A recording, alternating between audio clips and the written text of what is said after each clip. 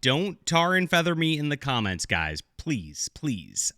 But I actually kind of liked this episode. This is the 6th episode of Starfleet Academy, and it was actually okay. Now, there's massive problems leading up to the it's okay, and I'm going to go over that. And this doesn't validate the world building. It doesn't validate the fat Jem'Hadar chick or the fat chick who swallowed her comm badge or the other fat chick. How many fat chicks are there in this space fleet? It just doesn't make any sense. That's an element of problem.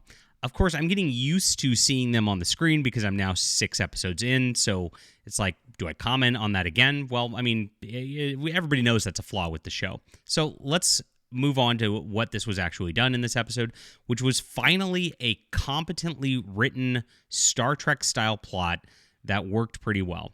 And that's that. And that's pretty cool. However, I still won't recommend watching the show. I'm watching this so you don't have to, guys. Let's get into all of this. Like I said, don't tar and feather me over this. I'm sensitive, guys. I have trauma. I need to feel seen. That's what Starfleet Academy is all about. That's why I got my merch, right? Really funny stuff. And this is the only watchable episode of the show so far, in my opinion, and let's get into this in just a moment. My name is John Delarose. I am a science fiction and fantasy writer, and I'm writing Space Fleet Academy, as many of you know, and I've been urging folk to sign up for my newsletter in the description below, so when this comes out, you guys can have a great alternative to read. And this is still the case. This is so much better than what Star Trek set up. You guys are absolutely going to love it. And I know I was supposed to come out with it today. I'll do a full video on why I'm delaying that, probably tomorrow. But I am going to delay it till next week. So check this out. It's in the description below. 3 free books for signing up, as well as a sci-fi book, a fantasy book, and a full superhero graphic novel. Thank you guys so much for being here and supporting our efforts. Oh my gosh, I can't believe how fast this is growing. And appreciate all you guys for signing up on the Subscribe Star, those who did from the newsletter last night. You guys are awesome. You are very, very supportive people, and I'm loving how this is growing. That's in the description below as well. So let's take a look at this. The Academy grows up fast, and come, let's away. Okay, so let me start with the problems with the episode, because there are massive problems, especially at the very beginning, which are obnoxious. It's the same virtue signaling crap that we see every single episode. And there's 3 massive problem instances where it kills your suspension of disbelief. And they all happen in the first 15 minutes, and then it kind of just goes away and snowballs into something different. So let's start with the first massive problem in this.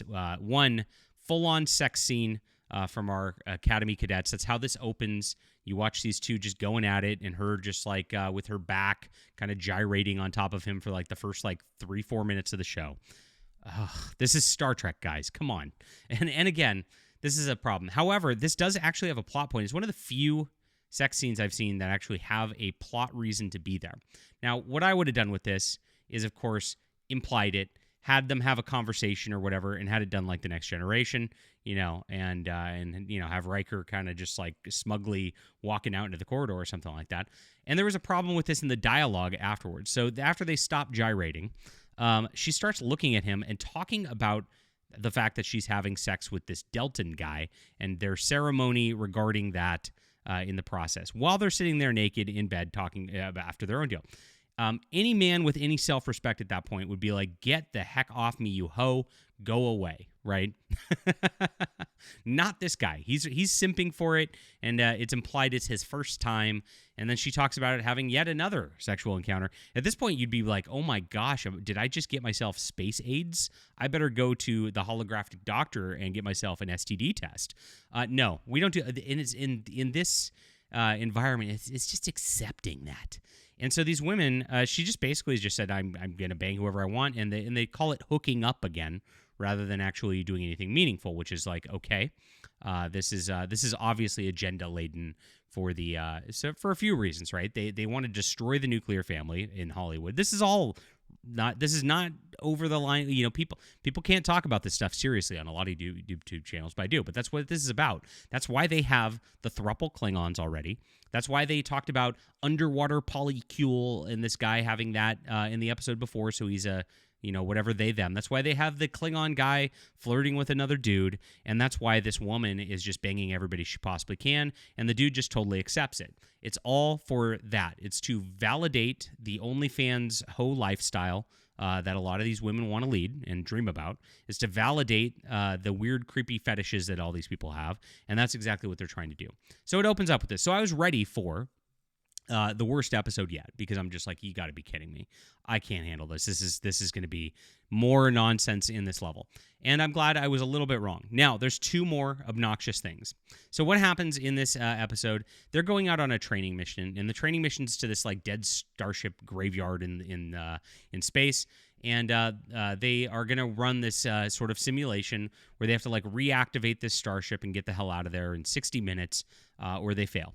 And pretty cool. That's a good training simulation game for Starfleet, finding out what happened to an old ship, getting it back online, getting out of there, being under the gun for time. That feels like Star Trek. Good setup. So I'm very happy about this. On the way out, the cadets have this stupid line where we have our guy, Caleb, or whatever his name is, lecturing the cadets here. This is feel-good colonizing bullshit to brainwash poor kids into supporting Big Brother or whatever it is. Again, modernist stupid dialogue. Again, in this colonizing bullshit that brainwashes poor kids into Big Brother. This sounds like a woman on Blue Sky. And so this is the problem, again, with all the modernist dialogue all the way around. And with that, again, and this went really, really fast. It was obnoxious. It makes you roll your eyes, and it kills suspension of disbelief, because why are they talking about colonizing whatever in space in 1,000 years from now? It doesn't make any sense, okay? It doesn't make any sense whatsoever. This is all just for them to virtue signal to their Blue Sky crowd so they can get golf claps in Hollywood. It's out of character. It's stupid, and that's that. Next, Paul Giamatti's character shows up in this whole situation, and so they're there. And this is where the plot line goes. Another race shows up there called the Furies, which is interesting because I think that's a reference to the Star Trek novels, which I actually was covering the other day, which was a 4-book Star Trek series about these like horrific alien creatures. And they looked cool design on the characters. They invaded the starship as the Academy cadets are there. The Academy cadets locked themselves on the bridge. There's too much interference, so they can't transport them out, and they're creating an interference pattern on that. Really nice complication, really cool upping the stakes, and again, this is good plot. So Paul Giamatti's character shows up because he's the only person who's dealt with them before. He was able to dial them back, and the Admiral tries to bring him in, even though he's a villain, and to make a deal with him, okay? So this is the cringe as he shows up with, and there's some cringe regarding the character at the end, which I'm actually choosing to view differently, and I'm going to tell you why in a moment. Which is, it's one of those, it's so woke it circles around a base sort of situations. So he shows up and he calls out to Holly Hunter, which I grabbed a screenshot where he's not actually in the frame, but he says, "My space boo, my space boo." Okay, again, kills your suspension of disbelief. This is terrible. And not only this, I get it. They want to appeal to the kids with modern language. We're hip. I'm with it. Ducka, ducka, ducka, ducka, ducka, ducka, ducka. It reminds me of Dr. Evil when he's trying to be, quote, hip and with it, and he's making a reference from 10 years ago that doesn't make sense. Nobody talks like this. No kids. I've got high school kids. They don't talk like this. And he also says, my interstellar bestie is the next thing he says. Again, this is a grown man Tellarite or whatever talking like this, and I get he's supposed to be over the top and whatever, and he is in a lot of spots, but gosh, this should have been edited out. Okay, there's my problems with the episode as it goes along. Let's get back into the actual episode itself. So they're trapped on the starship. Paul Giamatti basically, like, he's actually sets up a pretty brilliant scenario where he's like, look, I want you guys to pull out and stop supplying dilithium to these people in this area because, like, it's killing my business profits because they used to have to be forced to go through my space station through this sector, and now they're not. And I want that ended in order to help you guys with this. And so Starfleet kind of approves things, pulls out one of their ships out of it, does something reluctant in this to save their cadets, and actually makes a morally dubious choice there. Brilliant villain on that level. Like, this is like one of the things where usually I'm like, the villain's doing something stupid or whatever. And the villain kind of wins in this one, which is like, I mean, wow. Paul Giamatti really sets up like that. Whatever they wrote there, this was competent writing about a villain that really made you feel for Holly Hunter having to make an impossible choice and dealing with it to save her cadets and the like. And she made kind of a dumb choice, is what it comes out to. So He has that agenda. They're trapped on the space station. Again, we kind of get into some modernist stuff. The Vulcan here is a comic book fan. Yes, in the year 3000. There's comic books, I guess. It doesn't make sense. But and because of that, he read about historical adventures of this starship. Again, it's a suspension of disbelief thing to like make a modern, like, nerds are cool commentary. Not that big of a deal. Like, I mean, I guess there could be a nerdy Vulcan who likes comic books. And this comic book actually followed the starship that they're on, and he knows that because he's read them all. And so he has the computer pull up information on it to actually dial up information on the ship and the like to try to figure out how to get things running and the like. Yeah, I mean, as far as things go, kind of a neat plot. On the other end, our space Betazoid princess. Where's our space Betazoid princess? Where are we? Where is she? They don't have any pictures of the Betazoid princess here. We'll go back to the banging picture of her. There we go. Now, this is interesting because it does play on Star Trek canon. I mentioned that even though it was an annoying sex scene, I think they should have been just not gone this far in it at the beginning. They could have implied it and had the same effect. It actually did have an impact. So if you know, like, Riker and Deanna have this, like, Imzadi connection, right? And that is almost telepathic, even though Riker's not telepathic. And it's kind of like a way the Betazoids, like, further connect with things. It's pretty neat. And because of this, she kind of can talk to him and communicate with him while he's away on the station by being directly in his brain in this instance, which is kind of neat as well. And they actually show a scene where she actually does get into his brain, and there's some really nice cinematic effects at the beginning of the episode as well to, like, tie this in. Like I said, competently written, finally there's a competently written plot. I'm just like, please, this is the bar now. Like, I've given you so many reasons to hate this already, but and I'm telling you, it is competent despite that, which is, like, you know, again, it comes back to woke does ruin things, because if this didn't have those elements to it, like, I'd be giving this a 9 or 10 out of 10. I really would. And I'm going to drop it because, like, it did have enough cringe elements in the setup that it, like, you know, dropped it to a watchable episode, right?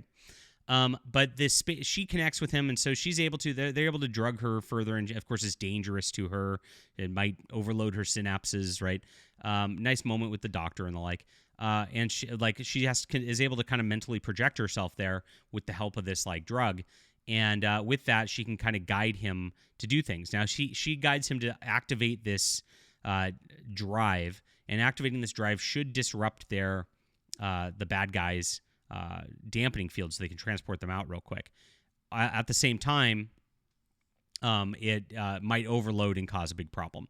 So they do that, and they go through that. Meanwhile, Paul Giamatti trades the information for them and whatever. And what happens is these Furies, the bad guys, they do some jump scare stuff with a hand through the wall, and they raise a force field, and it actually cuts off the dude's hand. That's pretty cool. And there's some, like I said, there's a lot of good moments in this one that actually felt like really competently written and directed. And the thing is, all you got to do is ignore the fat Jem'Hadar chick and all the other stuff, right? But it turns out that Paul Giamatti kind of set up this whole play to begin with to make all this happen. And because of that, I don't even know his character name. Like, I just call him Paul Giamatti. But he set it all up. He actually set up the attack to make it happen, to make the Federation pull out of that area so that he could actually use more of that species, who he's actually in collusion with, to then wipe out some resistance there so he can kind of take things over. There's a space station there. They don't know what he wanted out of it, but he got what he wanted and beamed out of there and got out of Dodge. What a competent villain. Like I said, I appreciate that. I'm glad that happened. Now, there's more to that in a second as they try to lecture us at the end, and I'll tell you why. But they failed on that lecture, which is really funny. Now, they connect, like I said, and they activate the thing, but for some reason it fails, and they are still not able to beam them out of there, and it looks like our cadets are in serious danger through this entire deal. Now, it's been alluded to through this whole deal that she's not just your normal Betazoid. She's got, like, telekinetic abilities. She's a danger. She has to suppress them. She's got, like, some suppression thing, and she could do some crazy things. Now, what she does is she mentally screams and then just totally destroys these bad guy creatures in the process, showing that she is actually that dangerous that they've been alluding to. Now, again, we haven't seen Betazoids really been able to do too much with that. We did see the one TK episode in Next Generation, where like there was one who was like pretty dangerous, and he ended up being pretty dangerous. This is a logical extrapolation of that. I know some people are going to have continuity problems perhaps with that. I don't. I think it's cool sci-fi, and I think that actually is pretty neat. Yeah, maybe she's been genetically modified. Well, who knows, right? And that's actually a competent plot point. Saves the day, and then they are finally able to beam them out of there before it all blows up. And then the bad guy's ship jumps away, and Paul Giamatti's gone with them. So what happens after this?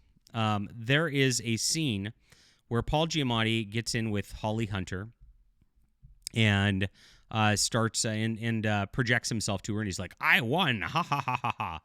And he talks about, and this is interesting, there's a lecture at the right wing and a lecture at the fans at the end of this. So like I said, it's an hour-long episode. This is a pretty long episode, and it's done pretty well. And first few minutes, there's some cringe stuff, dialogue stuff that easily would have been edited out. Anybody competent should have done that. But then it's got a good plot, good complication, a good try and fail trope, and a good sci-fi resolution. They wrote this very competently. I am pleased with the overall structure of this. So then they have to end with a lecture, of course, right? Because that's back to it. Now in this lecture, he starts ranting about how he hates Holly Hunter. And I know it makes me sound like a teenager, but I hate you. And this is again a shot at you. You're the fans who are closed-minded. You're the fans you are the right-wing people. You're the people we hate. F you. You're the bad guy here. And we're showing you're the bad guy here, right?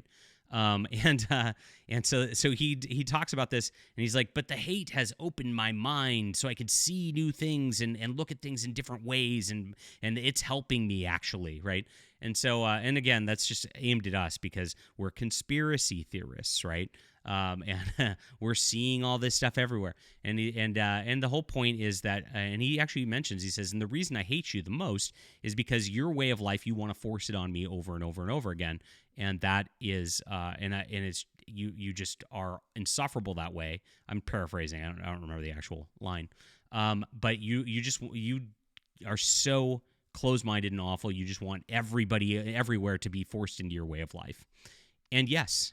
I listen to this and I'm like, yes, you're right. Paul Giamatti, I know you're the villain here lecturing, but that is what it is. These people do want to force everybody into their woke way of life, everybody into their nonsense ideology all the time. And it is terrible. And you should hate it because of that. And it does open your mind and actually lead you to be better.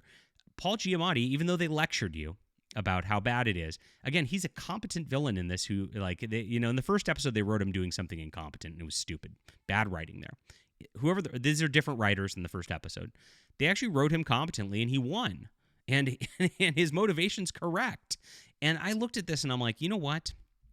I'm looking at this the wrong way. After this week's episode, Paul Giamatti's character is confirmed to be the real hero of Starfleet Academy, and I'm rooting for him to wipe out the diversity cadets. And I think that's supposed to be the takeaway here.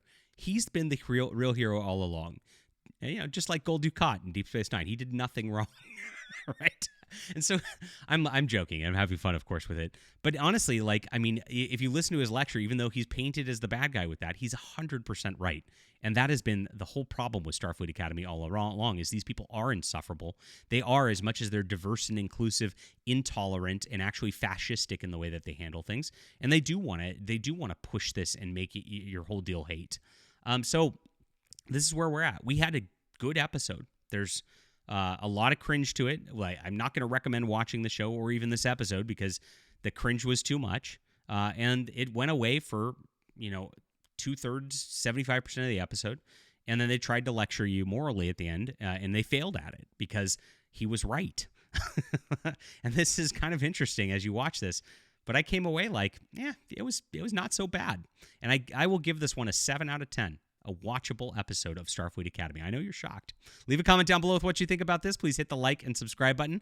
I will be coming out with my Space Fleet Academy soon, which will fix all of this, my friends. It's going to be good science fiction all the way around with none of this stuff. There's going to be no my interstellar boo kind of language. There's going to be no girls cucking guys with like these and then smirking about it. There's going to be no Klingon thruples. It's just going to be real military science fiction. It's in the description below by signing up for my newsletter so you don't miss when that comes out. Thanks, guys, for being here. We'll be back soon.